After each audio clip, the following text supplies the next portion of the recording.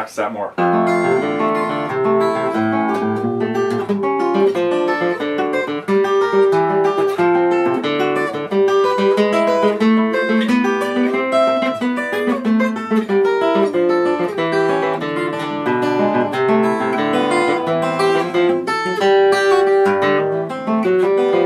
Alright, it's getting there.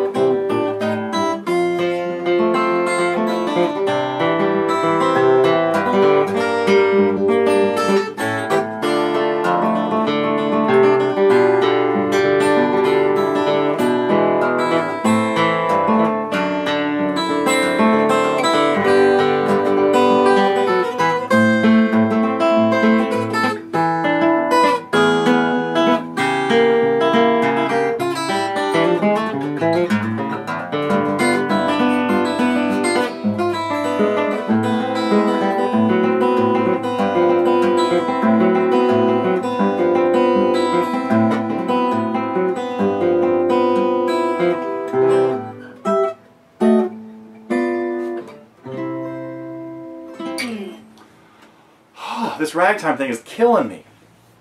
It's making me go back to relearn all the songs that I haven't played in years. Of course, that one's Faro's Rag by John Renbourn, which the record's not here anymore. From The Hermit, 1976, pretty sure. Just one of my all-time favorite songs, and I'm sure many of you know the story, the John Renbourn story, so I'll save it for wherever I've told it. But you know, first time I met him, that was something I ridiculously tried to play in front of him, but it started a cool bond. John is fresh on my mind right now because it's been sort of Davy Graham week around here, and I've picked up a bunch of albums of his that have finally become easier to find nowadays, thanks to the internet and stuff like that, and iTunes and Amazon. Actually, good supply of things. I don't think I have this. Nope, I moved it. Folk Blues and Beyond, his great album of his that includes his version of Angi. Oh, it's the news, by the way, folks. It's November 6th. What do I have here? I've had to go back to playing with a thumb pick. I've just been frying my nails, my fingers, everything for two things. One is playing this. Wait.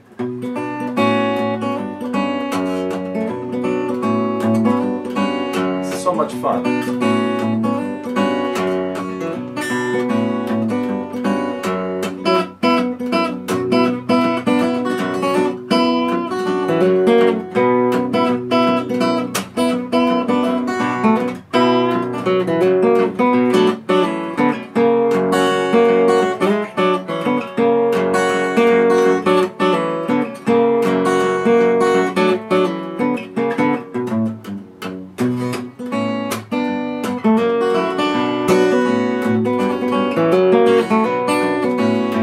As you know, as I've already threatened that, or promised, getting around to a lesson on this in the near future. It's just a matter of sorting through the whole mess that everybody has created. Bert, including Bert, who really confused the issue by accidentally changing the time signatures in lots of measures. I'm exploring that more. Hopefully we'll have info on that from John next week. And then Paul. Now Bert also introduced, wait a minute. This is next week's news. I shouldn't be talking about this till I get around to the lesson on the song. Let me tell you about what's been going on this week at TG. And I do have another little Davy Graham surprise to bring up probably at the end today, now that I'm talking about it. What did we have? We had Brandi Carlile. Thank you, Vanessa. Cool tune, the story.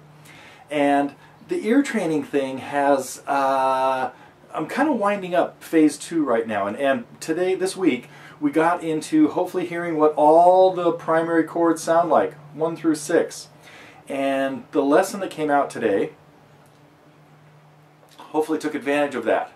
Now, I know it's a really easy song to play, but it really fits in well with what's been going on with ear training. So I hope everybody's had a chance to, although if you're looking at this today, as it's coming up late in the afternoon on Friday, you may not have a chance to have done the ear training version of Like a Rolling Stone that put together a few days ago. So anyway, but that was kind of the cool thing. We still had some fly on the walls. We got Sandy still working on more aspects of guitar geography. Never quite know where, well, I never quite know where any lessons with any of my students are going. So, and what else did we have? Oh, another little episode of The Good Life, and of course last week, I think it was last week, put up the whole version so you can hear it from top to bottom. And as I mentioned, it gets a little tougher as the segments go on. So, but I think I also mentioned in the lesson that had section B in it that A and B make a nice little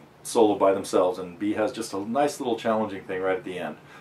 C is going to have another one of those, and D is kind of challenging all the way through. So, let's see. Anything else I want to talk about here? Not related to that. A couple of cool things that I did want to mention of stuff that's been going on the forum.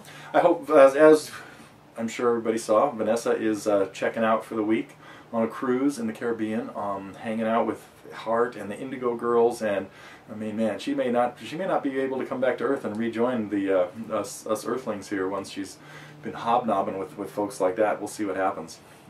Tonight also, Doug Young has got something really cool going on, a small little concert with Tim Farrell, and you can join from all over the world. So I hope people are dialed in. There's info on the forum about how that all works. So Sandy and I were talking about this the other day, and she's on board, I think. And something that came up a couple weeks ago that I forgot to mention, but it was so cool. Chris, I want to thank you for putting up the your Never Comes the Day, which is, I should probably do a lesson on it, but you got it down, and you're the only one that would want to learn it anyway. So, but great job on that. Nice little picking of Justin's tune there, and of course great singing, and I loved even the opening of that, the train ride, looking through the valleys there, or wherever, you know, through the Alps. So, thanks. That was very cool. Let's see. I think that is it of stuff I wanted to mention. I do want to bring up another little cute story about Angi, though, and that is, I was always kind of, when I first heard Paul Simon's version, which was the first one I heard because of being, you know, like here in the United States as a teenager, when I heard this, let me try it again.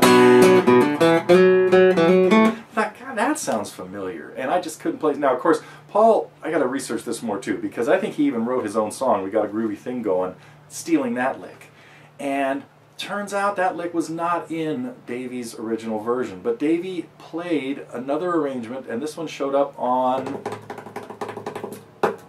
the Lost Tapes 3 CD set that I just got. And it's a jazz tune from 1959 called Work Song, written by Nat Adderley, who was a cornet player who had a very famous brother, Julian, more famously known as Cannonball, and it's a standard like 32-bar blues tune, not blues, jazz tune, and Davy had a little 1.5 or 2-minute version on his on this. There was like an outtake. It was recorded. There are phones ringing in the background. I hope my phone's off. Anyway, that would have been really weird if I, just as I'd mentioned that, somebody, never mind. So, really enjoyed listening to this tune of Davy's that I'm going to show you, give a little example of it. Went something like this. Let me try that again.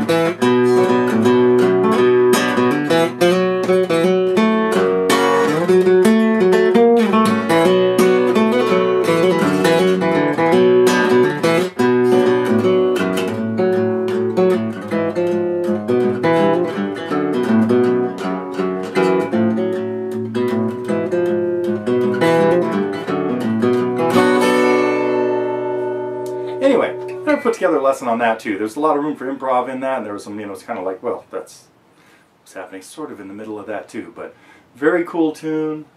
Now everybody who, well, all 13 people that watch this will know that Nat Adderley wrote that work song. Bert threw it into his arrangement of Angi, and rumor has it Davey was not too happy about that. Bert's not here to defend himself. Davey's not here to back it up either. So we're hoping next week to hear from the last master of those guys hanging around, Renbourn. We hope to have him, his opinion on what all the heck is going on with Davey's tunes. In the meantime, I am out of here, and I will see you next week.